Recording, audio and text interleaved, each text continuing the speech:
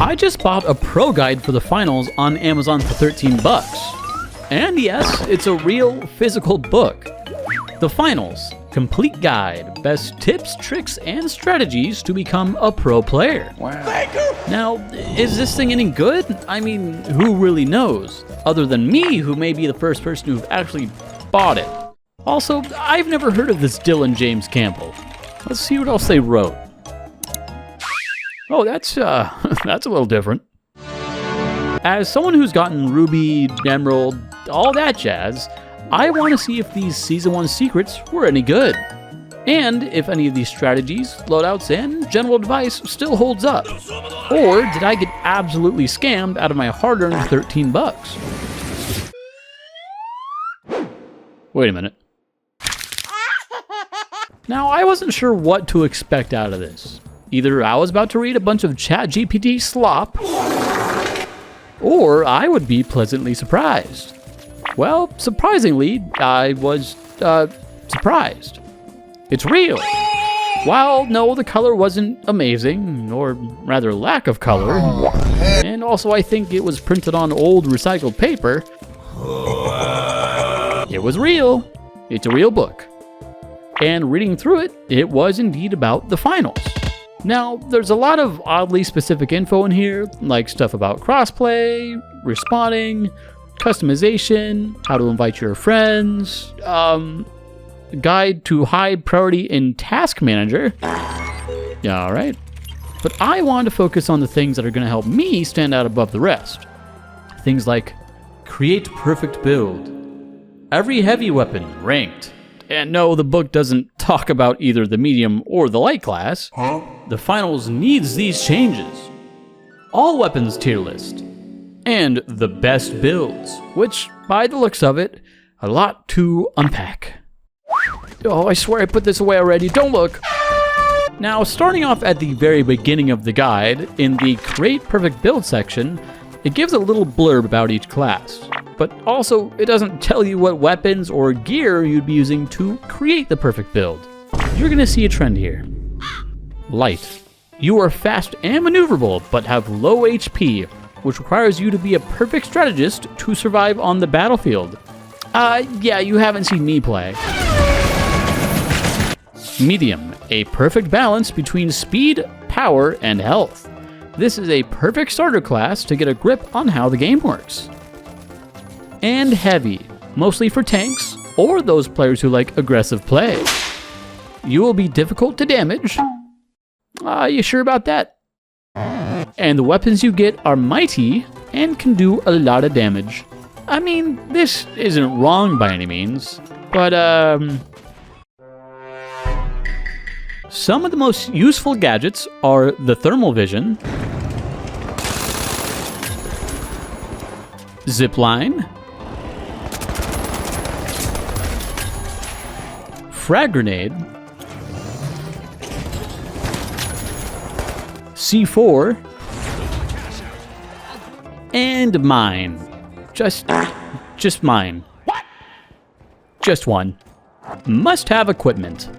Players should always carry with them one area denial tool, pyro grenades, gas mines, etc., and some means to either destroy the environment or help with movement. Again, not the worst device in the world, but also this was written in the caveman times, aka Season 1. Now, after that, there's a few pages for hyper-specific stuff, like shooting buttons for some of the lifts or bridges around the map, and melee throwing barrels to activate them faster, which is true. And then on to Goo is your best friend. It just talks about Goo for a page. First unique gadget and 2 weapons for each class are generic. The rest is to buy for the in-game currency. Light class is simple to understand. High movement speed, low health, quick or precise weapons. Or, this class will run around with a sword, knife, or a silenced pistol. Light will also have a sniper rifle.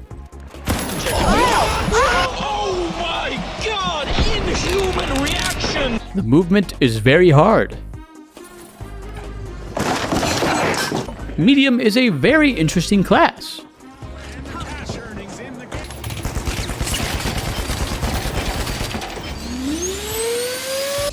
A game changer here is the defib, which can revive teammates instantly. Oh god, I forgot.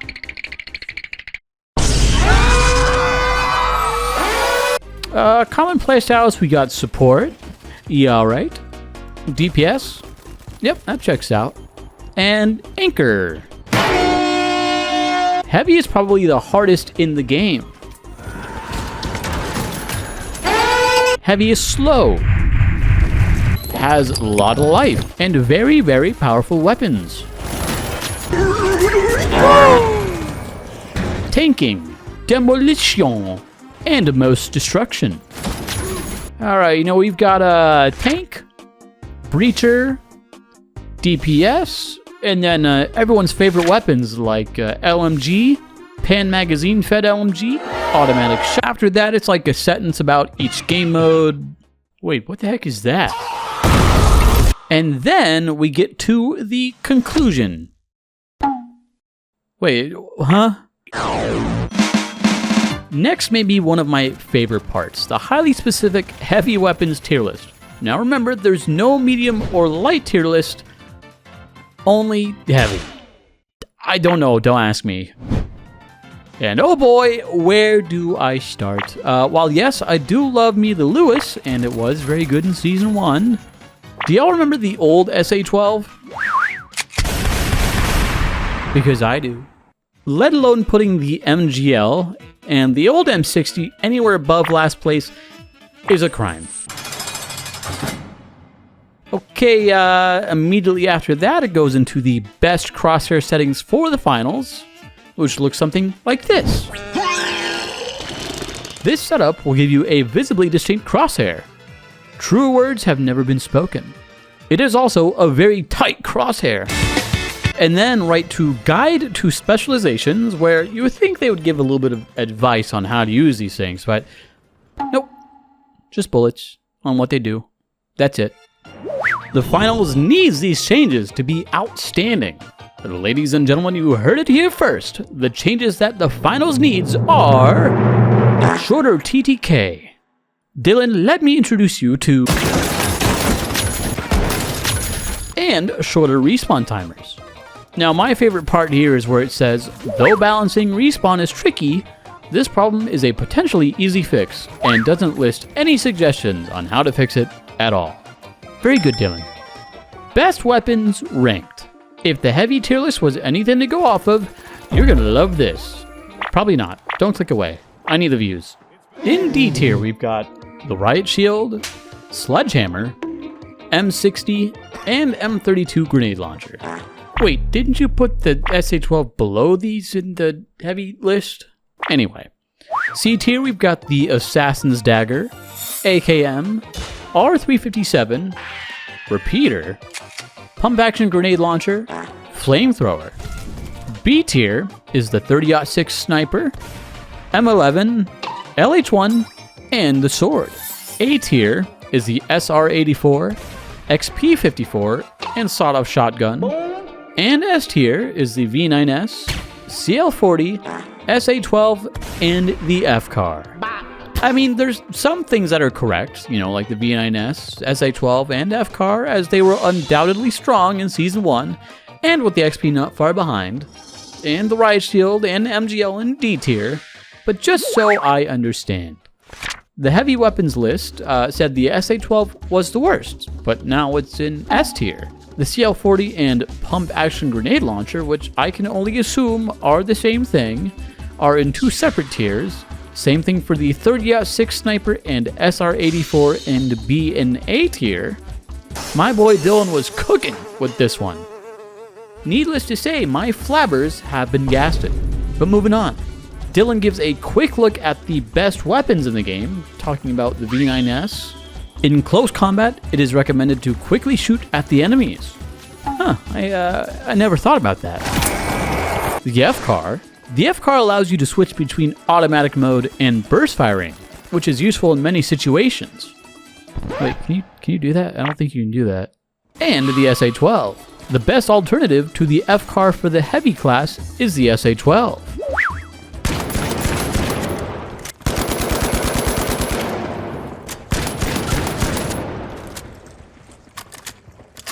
Am I a joke to you? After that, it talks about best controller settings, which for all of you controller nerds out there, let me know if this actually works in the comments.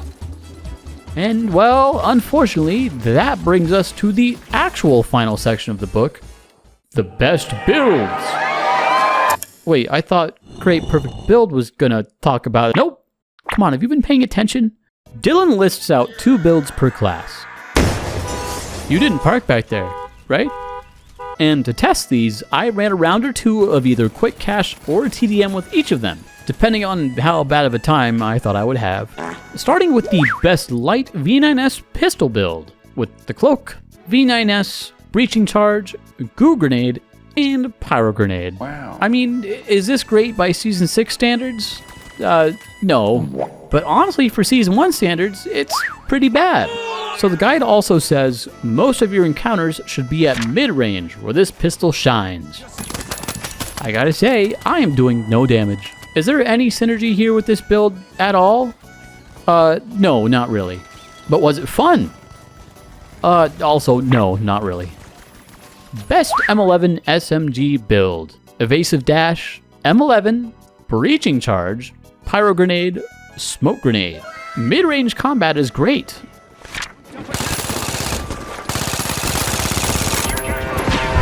But the M11 shines in some close combat situations. I'm glad Dylan acknowledges that you'll be winning some close combat, but not all, because this now exists. But overall, this build feels better than the abomination we were just using before. I don't know, dash and submachine gun feels pretty good together. Best medium F-car rifle build. Healing beam, F-car, defib, gas mine, jump pad. If you want the best medium build in the finals for healing, you can't do much better than this. Oh, sorry, let me put my healing staff away. You weren't supposed to see that yet. Dylan, you hit the nail on the head with this one. Indeed, the best medium build in the finals for healing. Case closed. Best R357 Magnum build. Turret, revolver, defib, goo grenade, jump pad.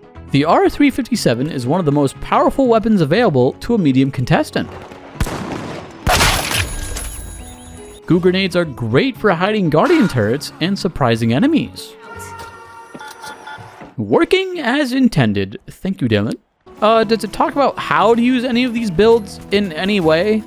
No, but did anyone know about the goo plus pad tech in Season 1? Also, practically no.